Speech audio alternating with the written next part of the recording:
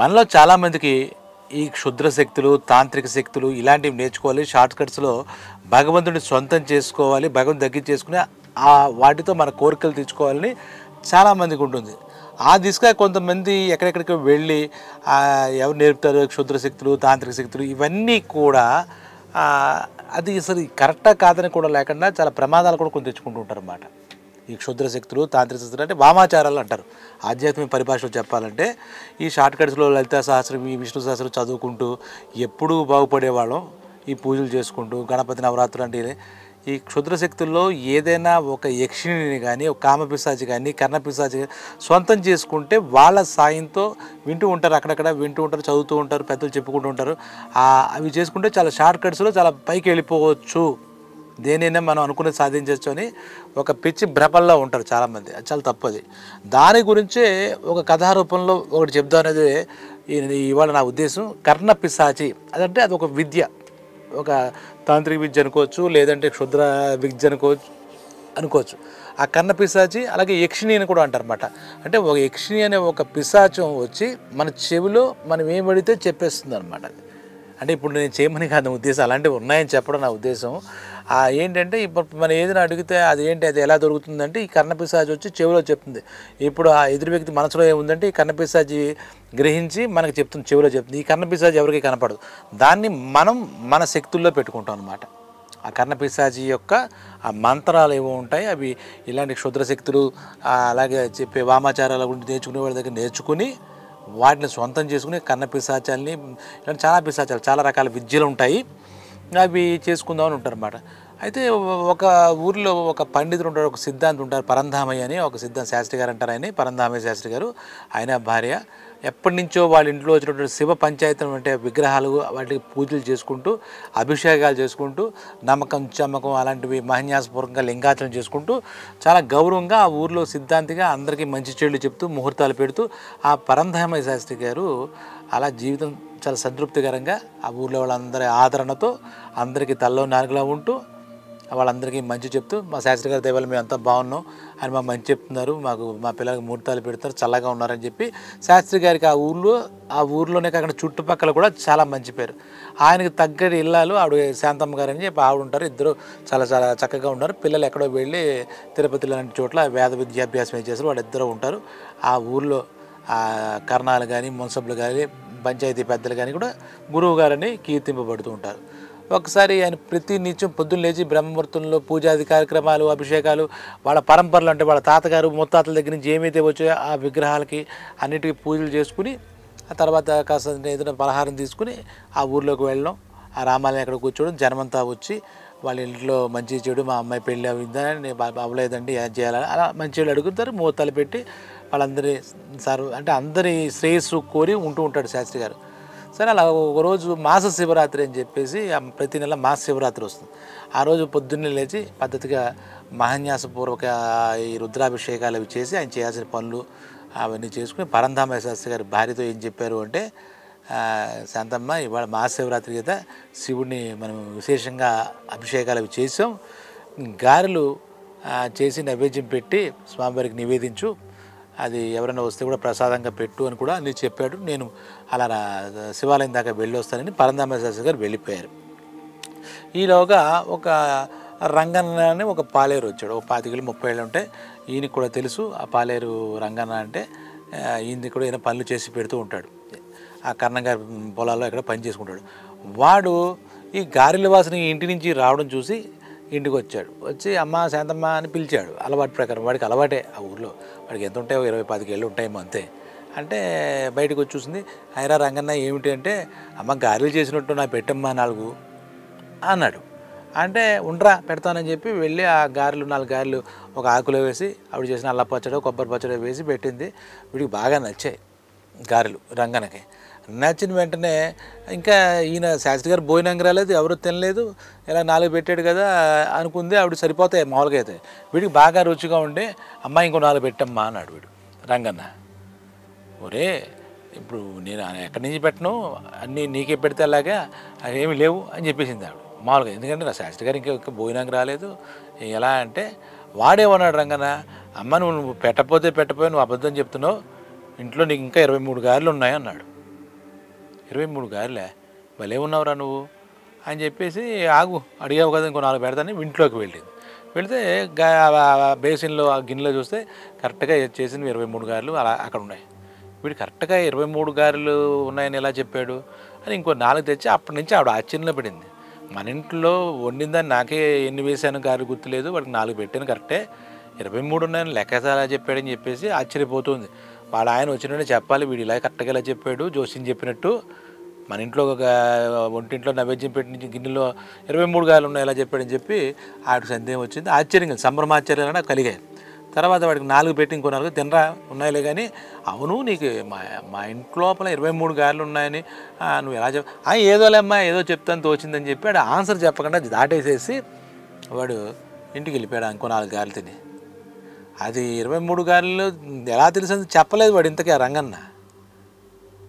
అనేసరికి ఇంటికి వచ్చాడని మధ్యాహ్నం భోజనం కాళ్ళు కడుకుని భోజనం చేస్తుంటే భోజనం పెడుతూ ఆ గారెలు పెడుతూ ఎవరు వచ్చారు ఏంటమ్మా అని అడిగితే శాంతమ్మ అంటే ఇలా రంగన్న వచ్చాడండి, ఒక ఆశ్చర్యకర సంఘటన జరిగింది ఇవాళ, ఏమిటంటే అతనికి ఆశ్చర్యం అన్నాడు ఆయన. అంటే ఇలాగ 4 గారెలు పెట్టాను, మళ్ళీ అడిగాడు ఇంకోసారి పెడతానులే వండినప్పుడు, ఇప్పుడు లేవన్నాను, లేదమ్మా నువ్వు అబద్ధం చెప్తున్నావు 23 గారెలు ఇంటి లోపల ఉన్నాయి అని చెప్పాడు. తీరా ఇంట్లోకి చూస్తే 23 ఉన్నాయి. వాడు ఎలా చెప్పాడు ఏమి నాకేమో అర్థం కావట్లేదండి, మన ఇంట్లో నేను వండిన గారెలు నివేదన చేసిన గారెలు ఖచ్చితంగా 23 ఉన్నాయని ఆ మాట వరుసగా 1, 2 కూడా ఎక్కువగా చెప్పలేదు, వాడికి ఏవో విద్యలు ఉన్నాయండి అని చెప్పేసి, ఏదైనా కామ విద్యలా ఏంటంటే క్షుద్ర విద్యలా తాంత్రిక విద్యలా ఏమీ అర్థం కావట్లేదండి అంది. అలా చెప్పడం ముందు అర్థం కాదు, అవన్నీ ఏముంటాయిలే వాడు పాలేరు పని చేసుకునేవాడికి అని చెప్పేసి కొట్టిపడేశాడు. కానీ అప్పటి నుంచి ఇంతటి విజ్ఞాని ఇంత సిద్ధాంతి ఈ పరంధామయ్య గారికి కూడా వాడు ఎలా చెప్పాడు, మన ఇంట్లో 23 నేను ఇన్ని పూజలు చేస్తాను, ఇన్ని శాస్త్రాలు చదువుతాను, నాకే తెలియదు ఏం జరుగుతుందో, మా ఇంట్లో ఏముండిందో, ఆవిడ లోపల ఎన్ని గారు, వీడు ఎలా చెప్పాడు అని చెప్పి ఒక ఆలోచన 10 మందికి పాడు చేస్తుంది కదా మనసు. సాయంత్రం వేళ ఏంటంటే ఆ పాలేరుని పిలిపించాడు, ఎవరో పంపించాడు, రంగని ఎక్కడ పొలంలో పోయి ఉంటే వాడిని రంగని పిలు అని పిలిస్తే వచ్చాడు. వచ్చిన వెంటనే ఒరే పొద్దున్న అమ్మగారి దగ్గర ఇలా గారెలు తిని చెప్పేవాటి 23 గారెలు ఉన్నాయి, ఆవిడ ఆశ్చర్యపోతుంది, అసలు ఎలా చెప్పావు ఏంటంటే, అయ్యగారు అన్నీ వదిలేండి బాబు, మీకు నమస్కారం పెడతాను బాబు మీకు అన్నాడు. నేనేమనరా అసలు ఏంటి నీకు ఎక్కడైనా ఏం నేర్చుకున్నావా, మీరు తిట్టనంటే చెప్తాను అన్నాడు. నేను తిట్టడానికి ఏమనంటే, నేను ఏదో ఆ పొలంలో కట్లు కొట్టుకోవడానికి వెళ్ళినప్పుడు ఒక పెద్ద ఆయన కనపడ్డాడండి అక్కడ, మరి ఆయన ఎవడో నాకు తెలియదు, నేను ఏదో అడిగితే ఏమంటే ఇవన్నీ ఉంటాయంటే చెప్తాను పోరా నీకు నువ్వు అడుగుతున్నావు కదని చెప్పి అది ఏదో మంత్రం చెప్పాడండి, ఆ చెవిలో మంత్రం చెప్పాడు, దాని పేరు కూడా తెలియదు నాకు అంటే, సరే అయితే ఆ మంత్రం ఏంటి అన్నాడు. అది ఎవరికి చెప్పొద్దు అన్నాడండి, కానీ ఏదండి అన్నాడు. మళ్ళీ నాకు చెప్తే ఏమవుతుందిరా, నాకు రాని మంత్రాలా అదని మాయలో పెట్టాడు. మరి ఆ మంత్రం చెప్పినాడు ఏంటంటే, మంత్రం నేను ఇన్నిసార్లు చదవమన్నాడండి, చదివాను అదే అడిలో కూర్చొని, అప్పటి నుంచి నాకు చెవిలో ఎవరో వచ్చి ఏదో చెప్తారండి. ఇప్పుడు గారెలు కూడా అమ్మగారి దగ్గర ఇంకా ఇంట్లో 24 గారెలు 23 గారెలు ఉన్నాయని చెప్పిన కారణం కూడా అదేనండి. ఇప్పుడు మీరు అడిగిందని కూడా ఏదైనా ఉంటే అలా పిలిస్తే వచ్చి చెవిలో ఏదో చెప్పేసి వెళ్ళిపోతే నాకు కనపడదండి ఆవిడ ఎవరో కానీ లేడీసేనండి అని అమాయకంగా చెప్పాడు. చెప్తే ఓహో వీడేదో కామ విద్య ఏదో నేర్చుకున్నాడు, ఈయన చదువుకున్నాడు కదా, ఆ విద్య పేరు కర్ణ పిశాచి, అంటే కర్ణ అంటే చెవి, చెవిలోకి వచ్చి పిశాచి చెప్తుంది. పిశాచి అనేది ఒక యక్షిణి రహస్యం అని కూడా అంటారని వీడి పూర్వం నుంచి గురువులు చెప్పిన మళ్ళీ నుండి గ్రహించుకున్నాడు. వాటికి జోలికి వెళ్ళకూడదు, కానీ ఆ మనిషి అనేవాడికి ఏదో ఒక ఆశ ఉంటుంది కదా, ఇన్నాళ్ళు ఈ నమ్మకం చమ్మకం మహాన్యాసం స్తోత్రాలు సహస్రాలు నేను చదువుతాను, నాకేం పెద్దగా ఏమి బెనిఫిట్ ఏమీ లేదు, పెద్ద నా వరకు నాకు ఏదో 4 మంచి మాటలు చెప్పగలుగుతాను పెద్దల నుంచి, కానీ ఇది మనం కూడా చేస్తే బాగుంటున్నాము అని వీడికి దురాలోచన దుర్బుద్ధి పుట్టింది. ఈ పరంధామ శాస్త్రి ఇంత పెద్ద మనిషికి ఊళ్ళో అందరికీ మంచి చెప్తున్న ఈ సిద్ధాంతికి అది ఆ ఆలోచన కలిగింది. సరే నేనే ఒరే కూర్చో, మీ అమ్మగారు ఏదైనా పెడతారు తింది, కానీ ఇప్పుడు పొలం పనులు అయిపోతాయి కదా అని కూర్చోబెట్టారు. అయ్యగారు చెప్పండి మీరు మహానుభావులు కూర్చోమన్నారని నాకు అదృష్టం అన్నాడు రంగన్న.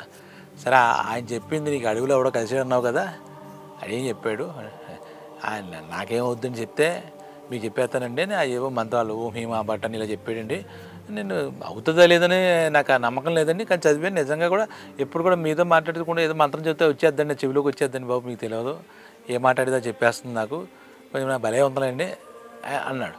మరి చేసుకోవడం వల్ల మరి పొద్దున్న రాను ఇబ్బందులు ఏమొస్తాయి, ఏమొస్తాయిలేండి అన్న అజ్ఞాని కదా అన్నాడు. అని గురువుగారు ఇలా అడిగారు కదా అని చెప్పి అక్కడ అడవిలో పెద్ద మనిషి ఏం చెప్పాడో ఆ మంత్రాన్ని తూచే తప్పకుండా చెప్పేశాడు. సరే రంగన్న అని చెప్పేసి ఏదో ఆవిడేదో పెడితే తినేసి పోయాడు. ఆడికి ఏం తెలియదు ఇవన్నీ. అప్పుడు చెప్పి ఆవిడతో చెప్పాడు, శాంతమ్మ అసలు రహస్యం ఏంటంటే వాడికి అడవిలో వెళ్ళినప్పుడు ఎవరో పెద్ద ఆయన కలిసేట, మరి ఆ పెద్ద సాధువో సన్యాసో ఎవరో మరి తెలియదు.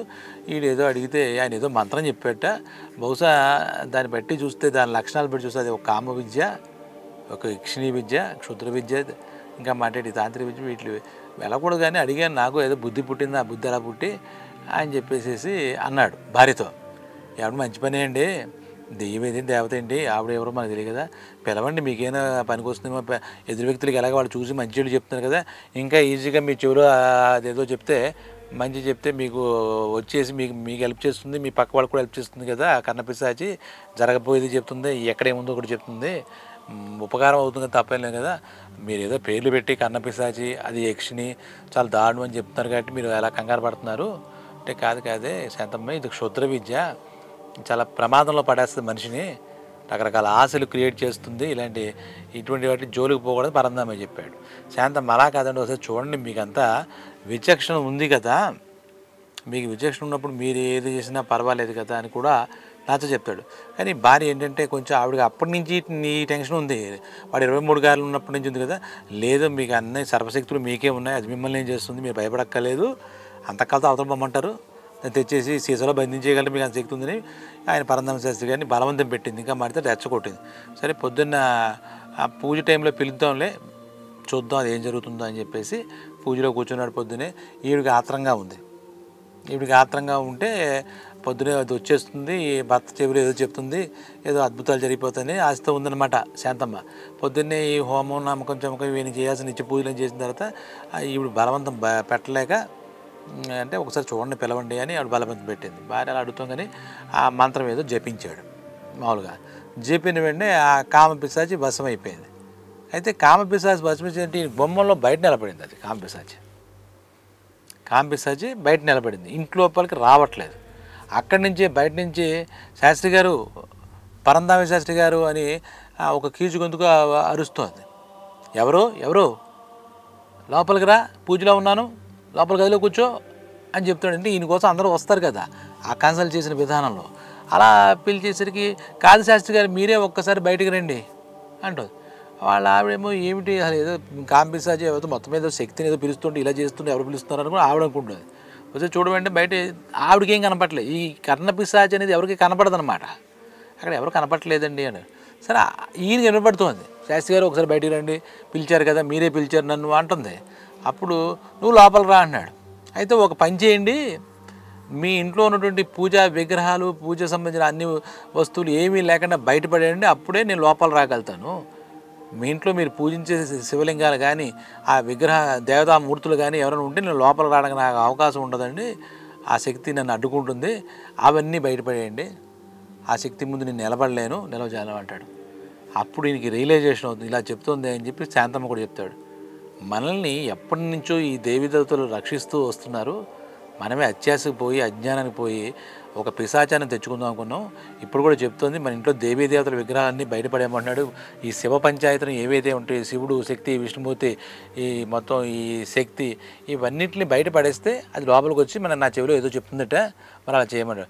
అపచారం అండి బాబు, అలా ఏంటి పొరపాటు మాటలు మనకి ఎక్కడి నుంచి వస్తున్నాయి, ఎన్ని ఏళ్ళ నుంచి వస్తున్నాయి ఇవన్నీ, ఇలాంటి దుష్ట శక్తుల జోలికి మనం వెళ్ళకూడదు, మీరు చెప్పిందే కరెక్టు, నా పొరపాటు అర్థమైంది, పొమ్మనండి దరిద్రానికి మళ్ళీ లోపల కూడా రావద్దనండి, అదే మన ఇంట్లో దేవతా విగ్రహాలను బయటపడేలా నిత్యం మనం పూజలు చేసుకునే వాటిని అని ఆవిడ శాంతమ్మ కూడా రియలైజేషన్ అయిందన్నమాట.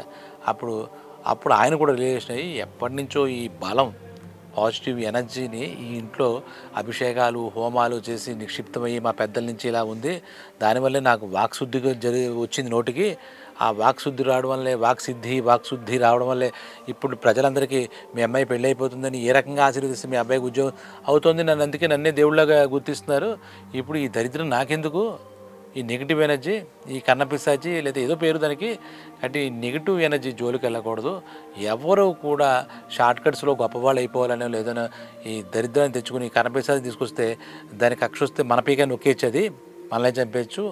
కాబట్టి ఇలాంటి విద్యల జోలికి క్షుద్ర విద్యలు, తాంత్రిక విద్యలు, కామ విద్యలు, ఆ వశీకరణ విద్యలు ఇలాంటివి చాలా ఉంటాయి. అంటే ఎవరో అమ్మాయిని ప్రేమించాడు వాడు, దాన్ని మనం సొంతం చేసుకోవాలంటే ఎవడో చెప్తాడు మంత్రం. ఆ మంత్రం చెప్తే ఆ అమ్మాయి మన వశమైపోతుంది అని. అలాంటివన్నీ ఉంటాయి. ఏదో శత్రువు ఉంటాడు, వాడికి ఏదో మనకి రక్తం కక్కు చచ్చిపోతాడు ఏదో మంత్రం చేస్తే. కానీ దాని ఎంత పాపం అది. దానికి సంబంధించి అంతకంతా వీడు అనిపించాలి. ఇలాంటి జోలికి వెళ్తే ఇలాంటి విద్య జోలికి వెళ్ళకూడదు అని చెప్పి ఆ సిద్ధాంతి గారు 10 మందికి చెప్తాడనమాట. ఎవరైనా ఇటువంటి ఆలోచనలు ఉంటే దేవుణ్ణి మీరు ప్రార్థించండి, సాక్షాత్ దేవీ దేవతల్ని. మీ ప్రారంధానుసారం తగ్గిస్తుంది, మిమ్మల్ని జీవితం హాయిగా సాగుతారు ఈ దేవతామూర్తులు. ఇలాంటి క్షుద్ర విద్యలు, క్షుద్ర దేవతల్ని ఉపాసన చెయ్యకూడదు. తాత్కాలికంగా మనకి ఏదైనా మంచి జరిగితే జరగచ్చేమో, కానీ దానివల్ల మన జీవితాలే ప్రమాదంలో పడితే ఏంటి, కరెంటు ముట్టుకుంటే మనకే షాక్ కొడుతుంది. అలాంటి వాటి చోటుకి వెళ్ళకూడదు ఎప్పుడు అనే ఒక విషయాన్ని ఆయన గ్రహించడమే కాక ఆ తర్వాత ఈ ధోరణిలో వెళుతున్నటువంటి ముఖ్యంగా యువతకు ఉంటాయి షార్ట్కట్స్లో. ఏదో పాస్ అయిపోవాలి, లేదా పేపర్ తెలిసిపోవాలి, ఎగ్జామ్స్ రకరకాల కోరికలు, ఆ అమ్మాయిన వశం అయిపోవాలి, లేదా వాడి దగ్గర ఉన్న డబ్బు నా దగ్గరకు వచ్చేయాలి, ఇలాంటి పిచ్చి కోరికలు ఉంటాయి. మనం కష్టపడకుండా, కష్టపడితే మనకి దేవీ దేవతల అనుగ్రహం ఆశీస్సులు ఉంటాయి. మనకు టైం వచ్చినప్పుడు అవుతాయని శాస్త్రం. ఇలా వంకర పనులు వెళ్తే ఏదో రూపంలో మనకి దాని తాలూకా ప్రభావం ఉంటుంది. ఒక టైంలో ఇలాంటివి చేసేవాడంతా ప్రమాదంలో పడి అడుగు పట్టుకుపోతారు. జరుగుతాయి, జరగవని కాదు. కాబట్టి ఈ కర్ణ పిశాచులు, ఈ యక్షిణీ రహస్యాలు, ఇటువంటి వాటికి ఈ జోలికి వెళ్ళకపోవడమే మంచిదని చెప్పేసి మీకు అందరికీ చెప్తాను. ఈ కథ ద్వారా ఏంటంటే ఒక పాజిటివ్ ఎనర్జీగా మన పాజిటివ్ దేవతలు, ప్రశాంతంగా ఉండే దేవతల్ని మనం పూజించి వాళ్ళని మెప్పించి వాటికి వాళ్ళ కరుణాకటాక్షలు పొందాలని చెప్తే ఇలాంటి పిచ్చి పిచ్చి పనులు ఏదో ప్రలోభాల పడి మాయలో పడి వెళితే మన జీవితాలను మనమే నాశనం చేసుకున్నట్టు అవుతుంది. ఆ టైంకి ఏదో బెనిఫిట్ అయినట్టు కనపడుతుంది, ఒక మాయలో పోతాం. అంటే ఎవ్వరూ కూడా ఇప్పుడు చెప్పినటువంటి ఇటువంటి వాటి జోలికి వెళ్ళకూడదని ఈ కథని మీ అందరి దృష్టికి తీసుకొస్తాను. భక్తి భావంతో మనం నిత్య దేవతల్ని, మన పూజాది కార్యక్రమాలు మనం ఎలా చేస్తామో అలా చేస్తే ఖచ్చితంగా ప్రసన్నం అవుతారు. ప్రసన్న దేవతలు అంటారు, వాళ్ళు మనకు ఆశీస్సులు అందిస్తారు. మన భవిష్యత్తు ఎటువంటి ఇబ్బంది లేకుండా వెళ్తుంది, జీవితం హాయిగా సాగుతుంది. క్షుద్ర దేవతలు జోలికి వెళ్ళొద్దు, తాంత్రిక విద్యలు నేర్చుకోక్కర్లేదు, మీకు అవన్నీ అవసరం లేదు. కాబట్టి కర్ణ పిశాచులు లాంటి ఇటువంటి పిచ్చి పిచ్చి విద్యలు కూడా ఎవరైనా నేర్పుతానో కూడా వాటి జోలికి వెళ్ళొద్దని మనవి చేస్తూ సెలవు.